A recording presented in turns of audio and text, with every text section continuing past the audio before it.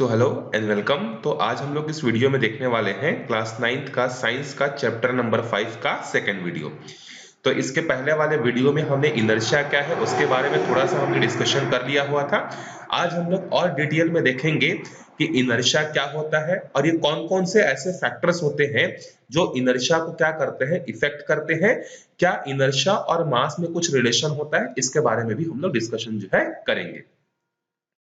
From all the examples that are given up till now, we can see that every object resists any changes in its state, whether it is at rest or in motion. हमने पिछले video में पढ़ा था कि चाहे कोई भी object हो, चाहे वो ऑब्जेक्ट स्टेशनरी कंडीशन पर हो, चाहे वो ऑब्जेक्ट मूविंग कंडीशन पर हो, दोनों के दोनों ही केस में ऑब्जेक्ट हमेशा क्या चाहता है कि उसके अंदर में कोई भी चेंजेस ना हो। अगर कोई चेंजेस अगर होना चाहता है तो उसको क्या करता है, रजिस्ट करता है। मतलब जो चीज जैसा है वो वैसा ही रहना चाहता है। अगर मूव कर रहा है कोई चीज तो वो कंटिन्यूअसली मूव करने की ही कोशिश करेगा। अगर कोई ऑब्जेक्ट रुका है तो वो हमेशा यही कोशिश करेगा कि वो रुका ही रहे। It doesn't want to change its state and wants to remain in its initial state of motion. These characteristics of an object is called inertia. और इसी प्रॉपर्टी को हम लोग क्या बोलते हैं, इनर्शिया बोलते हैं। तो इनर्शिया क्या है? कोई भी चीज अपने आप में आसानी से चेंज होने नहीं देना चाहती है। इसी प्रॉपर्टी को हम लोग क्या बोलते हैं, इनर्शिया जो है हम लोग उसको बोलते हैं। Several other questions arise from this. For instance, we can ask whether all the objects have inertia. अब जब हम लोग इस प्रॉपर्टी की बात करते हैं कि कोई भी ऑब्जेक्ट अपने आप में चेंज करने को एक्सेप्ट नहीं करता है, तो क्या सारे ऑब्जेक्ट ऐसे होते हैं जिनके पास इनर्शिया होता है?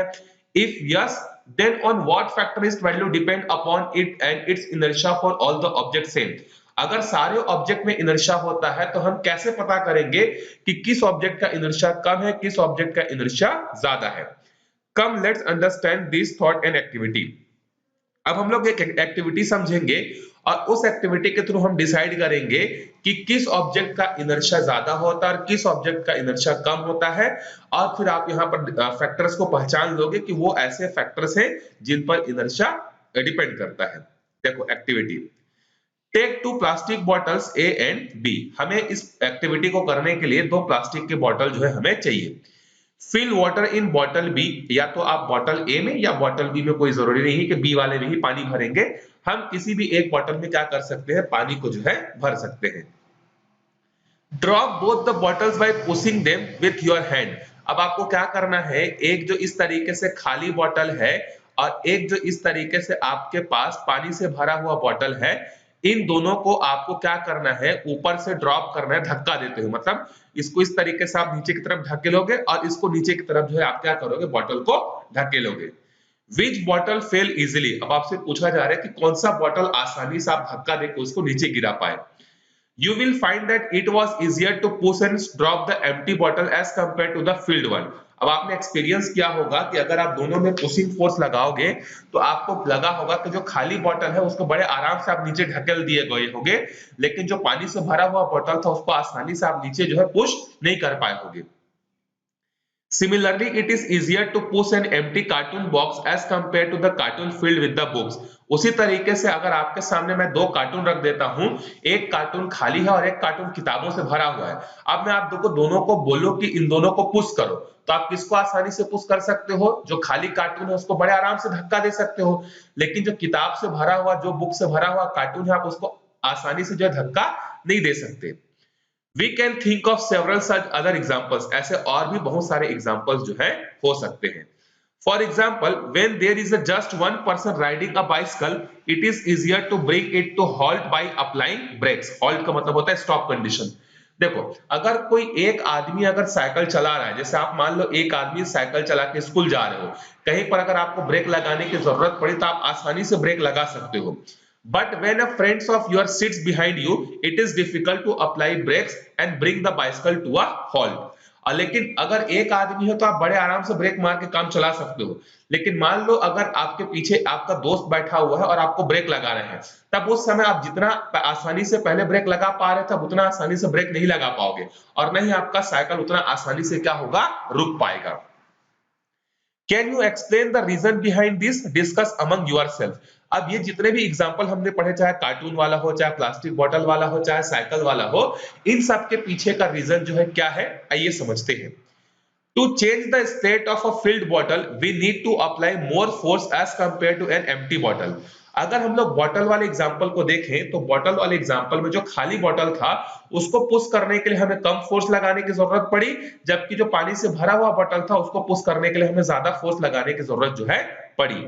In a similar way, when a single person ride a bicycle, it is easier to apply brakes, while in case of two people sitting on the bicycle, more force has to be applied. Same चीज किसके कारण में होगा? अगर एक आदमी cycle को चला रहा है तो ब्रेक लगाने के लिए कम फोर्स की जरूरत पड़ेगी, दो लोग अगर साइकिल को चला रहे हैं तो वहां पर हमें ज्यादा फोर्स की जरूरत जो है पड़ेगी। तो इन दोनों बातों से हमें क्या चीज समझ में आता है? This means that the heavier object have more inertia. तो इससे ये समझ में आता है कि जो ऑब्जेक्ट जितना भारी होता है उसके पास उतना ही ज्यादा इनर्शिया होता है। मैंने आपको पिछले वाले वीडियो में एग्जांपल दिया था कि एक 40 किलो का आदमी बैठा हुआ है और 130 किलो का आदमी बैठा हुआ है। अगर दोनों को खड़ा कर दिया, दोनों को दौड़ने के लिए अचानक से बोला जाएगा तो मोटा आदमी जो रहेगा वो जल्दी से अपने आप में चेंज नहीं कर पाएगा क्योंकि उसका बॉडी वेट ज्यादा है।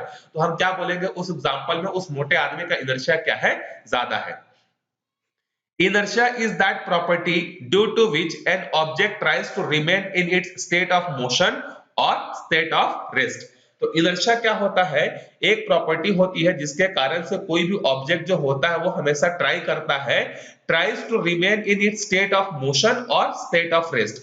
वो इनर्शिया की प्रॉपर्टी के कारण वो हमेशा या तो मूव करना चाहता है या हमेशा वो रेस्ट कंडीशन पर रहना चाहता है। Mass is the measurement of the resistance of an object towards the any changes in its state. अब कोई भी ऑब्जेक्ट कितना आसानी से मूव करेगा, कितना आसानी से रुकेगा, वो किस बात पर डिपेंड करता है कि उस ऑब्जेक्ट का मास कितना है। Which means that mass is the measure of the property of inertia of any object. तो जिस क्वेश्चन के साथ हमने वीडियो स्टार्ट किया था उस क्वेश्चन का आंसर हमें मिल गया। तो वो ऐसा कौन सा फैक्टर है जो कि इनर्शिया को इफेक्ट करता है? तो फैक्टर का नाम क्या है? मास। जिसका जितना ज्यादा मास होगा उसकी उतनी ज्यादा क्या होगी? इनर्शिया होगी। If the mass of an object is more, its inertia will be greater. वही चीज बोल रहा है कि अगर किसी ऑब्जेक्ट का मास ज्यादा है तो उसका इनर्शिया भी क्या होगा? ज्यादा होगा। The SI unit of mass is kilogram. अब जो मास होता है, मास का SI यूनिट जो होता है, मास का SI यूनिट क्या होता है? किलोग्राम होता है। ठीक है, तो जो जितना ज्यादा भारी होगा उसकी इनर्शिया उतनी ज्यादा होगी। ये आपको वाइवा में या प्रैक्टिकल में जो है पूछा जा सकता है। Now move on to balanced and unbalanced force. अब अगला टॉपिक जो हम लोग पढ़ेंगे वो है फोर्सेस के बारे में। और ये जो फोर्स है ये दो तरीके का हो सकता है, एक तो होता है बैलेंस और दूसरा क्या होता है? अनबैलेंस। अच्छा, फोर्स क्या है? कोई भी एक एक्सटर्नल फैक्टर जो किसी ऑब्जेक्ट को चेंज करने के लिए हमें करना पड़ता है उसको बोलते हैं हम लोग फोर्स बोलते हैं। ठीक है, मतलब अगर कोई ऑब्जेक्ट चल रहा है तो उसको रोकने के लिए, अगर कोई ऑब्जेक्ट रुका है तो उसको चलाने के लिए जिस भी एक्सटर्नल फैक्टर की जरूरत पड़ती है उसको हम लोग क्या बोलते हैं? फोर्स बोलते हैं। अब एक एक्टिविटी 3 करके देखते हैं। Take a block of wood on two opposite faces of the block, put a hook और a nail on each, tie a thread A and B of the similar length on the both hooks as shown in figure 2.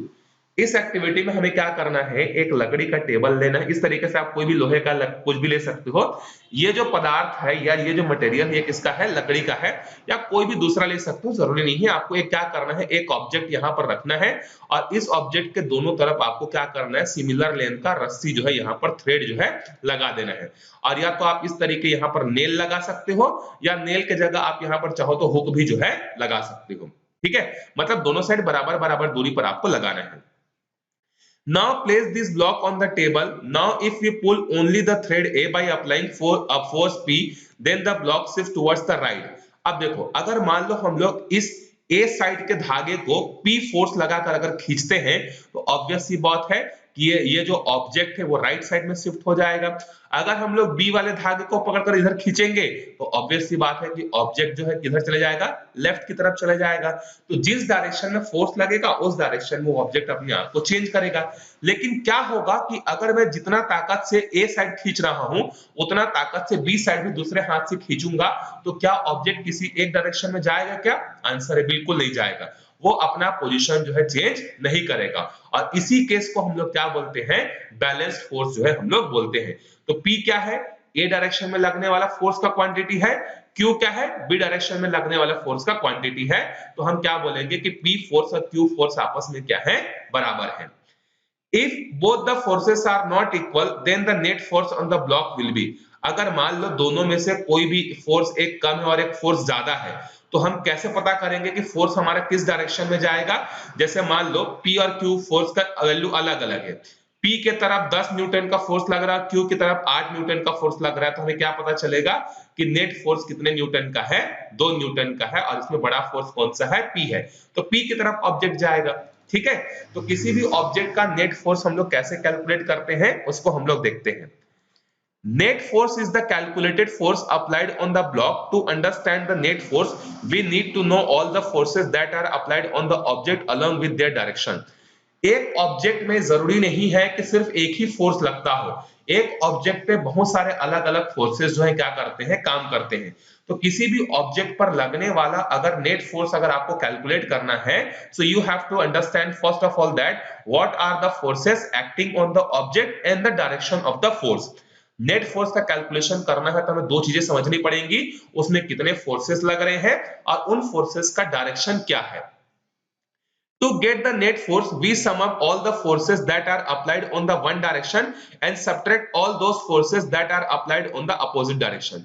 अगर हमें net force चाहिए तो हम क्या करेंगे? जैसे मान लो ये एक ऑब्जेक्ट है, इस ऑब्जेक्ट में ए के साइड जो है इस तरीके से 3 फोर्सेस काम कर रहे हैं और बी के साइड 2 फोर्सेस काम कर रहे हैं।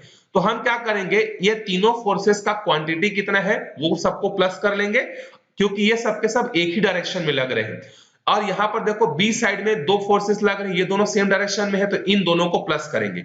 फिर क्या करेंगे? इधर तीनों फोर्सेस का जो समेशन रहेगा उसमें से इधर के 2 फोर्सेस के समेशन को हम क्या करेंगे? माइनस कर देंगे। मतलब क्या है कि नेट फोर्स जो होता है वो एक डायरेक्शन में लगने वाले सारे फोर्सेस के समेशन में से अपोजिट डायरेक्शन में लगने वाले सारे फोर्सेस के समेशन को माइनस करने से जो मिलता है उसी को हम लोग क्या बोलते हैं? नेट फोर्स जो है हम लोग इसको बोलते हैं। मतलब आपको इस तरीके से ये समझ लो कि आपके पास जो है कितना पैसा है, अगर आप सुबह मान लो निकले और शाम को घर आए, अब आपको पता करना है कि आपके जेब में कितना पैसा है, तो आप क्या देखोगे कि दिन भर में आपको कितना पैसा मिला और दिन भर में आपने कितना खर्चा किया, दोनों को माइनस कर दोगे तो आपके पास पता चल जाएगा। तो सेम उसी तरीके से एक डायरेक्शन में लगने वाले सारे फोर्सेस को प्लस करेंगे और उसके अपोजिट में लगने वाले सारे फोर्सेस को प्लस करेंगे और उसको माइनस कर देंगे। तो यहाँ पर अगर हम लोग इस एग्जांपल में अगर देखते हैं तो P फोर्स और Q फोर्स दोनों की वैल्यू क्या है? हमारे पास बराबर है। ठीक है, P में जितना फोर्स लग रहा है Q में भी उतना ही लग रहा है, तो P डायरेक्शन में सारे फोर्स और Q डायरेक्शन में सारे फोर्स दोनों की वैल्यू तो बराबर है। P की वैल्यू जितनी है उतनी Q की वैल्यू है, तो Q को रिप्लेस कर सकता हूं किससे? P से रिप्लेस कर सकता हूं, क्योंकि ये दोनों वैल्यू बराबर है। तो P माइनस P क्या हो जाएगा? 0 हो जाएगा। इसी को हम लोग क्या बोलते हैं? बैलेंस फोर्स बोलते हैं। तो किसी भी ऑब्जेक्ट का अगर नेट फोर्स अगर 0 है, ठीक है, किसी भी ऑब्जेक्ट का नेट फोर्स अगर 0 है तो वो क्या कहलाता है? बैलेंस फोर्स कहलाता है। और अगर नेट फोर्स या तो 0 से बड़ा है या 0 से अगर छोटा है नेट फोर्स, तो वो क्या होगा? अनबैलेंस्ड फोर्स जो है कहलाता है। चलो अब आगे देखते हैं हम लोग फर्स्ट लॉ ऑफ मोशन। मैंने आपको बताया था कि हमें 3 लॉ ऑफ मोशन पढ़ना है, first law of motion, second law of motion and third law of motion. तो पहला मोशन जो है लॉ क्या है वो देखते हैं। इसको दिया था न्यूटन ने। Newton presented the law of motion by understanding the relation between the force and motion. Newton ने क्या किया? किसी भी ऑब्जेक्ट पर लगने वाला फोर्स और उसका मोशन, इन दोनों में क्या रिश्ता होता है इसको स्टडी किया और उसने एक रूल जो है बनाया जिसको हम लोग क्या बोलते हैं? फर्स्ट लॉ ऑफ मोशन बोलते हैं। Basically first law of motion कुछ नया नहीं है, ये इनर्शिया ही है। इनर्शिया को ही न्यूटन ने एक लॉ के फॉर्मेट में बता दिया। अब देखो न्यूटन ने क्या बोला? every object remains in its state of rest or a state of uniform motion until some unbalanced external force acts upon it। वही चीज है इनर्शिया की जैसा, कोई भी ऑब्जेक्ट जो है अगर वो रेस्ट कंडीशन पर है तो वैसा ही रहेगा, मूविंग कंडीशन पर है तो वो वैसा ही रहेगा, जब तक हम उसमें कोई एक्सटर्नल फोर्स अप्लाई ना कर दे। ये न्यूटन ने फर्स्ट लॉ कर दिया चोरी करके इनर्शिया के डेफिनेशन को। ठीक है, so we have read inertia is that property of an object due to which the object resists any changes in its state, therefore the first law of motion is also known as the law of inertia। इसीलिए इसको law of inertia भी कहते हैं। Newton ने अपना होशियारी बनाने के लिए क्या किया? इनर्शिया जो उस समय के लोगों ने जो ढूंढा था उसको एक नया रूल दे दिया और वही लूट लिया। ठीक है, क्या कर सकते हैं हम? Can you explain the following example according to the first law of motion. First law of motion के बेसिस पर आपको कुछ क्वेश्चन पूछा जा रहा है। On beating a blanket with the rod all dust particle gets removed. जब हम लोग अपने बिस्तर को क्या करते हैं, पीटते हैं, तो वहां से क्या होता है, जो डस्ट के जो पार्टिकल्स होते हैं वो क्या होते हैं, वहां से निकल जाते हैं। इसके पीछे का रीजन क्या है? इसके पीछे का रीजन है लॉ ऑफ इनर्शिया। जब हम लोग क्या करते हैं, बेड को या ब्लैंकेट को जब हम लोग बीट करते हैं, तो जो ब्लैंकेट होता है वो मोशन में आ जाता है डंडे पड़ने के कारण, लेकिन इनर्शिया के कारण जो डस्ट पार्टिकल जो होता है वो वहीं पर रहना चाहता है। तो मान लो पहले ये हमारे पास कपड़ा था और ये डस्ट पार्टिकल थे, ठीक है।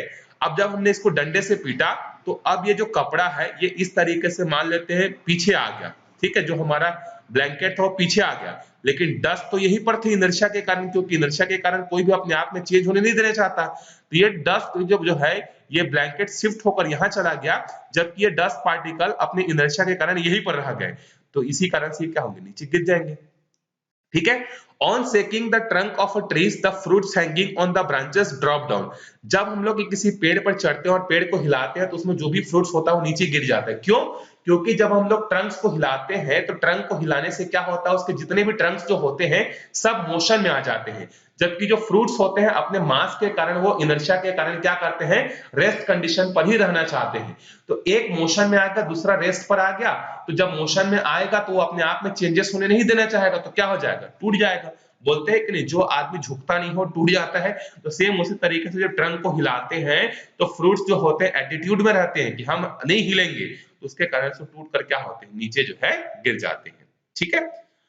When we jump on the same position in a moving train, we fall back on the same position again. Why does it happen? इसका भी आंसर हमारे पास इनर्शिया ही होगा। तो ये जितने भी एग्जांपल्स आपको पूछे जा रहे हैं, जितने भी क्वेश्चन आपको पूछे जा रहे हैं, सबका जो आंसर होगा वो आपको इनर्शिया से ही जो है मिलेगा, ठीक है। तो इस वीडियो में यही तक देखेंगे। अगले वीडियो में फिर हम लोग डिस्कस करेंगे किसके बारे में, लीनियर मोमेंटम के बारे में डिस्कशन जो है करेंगे।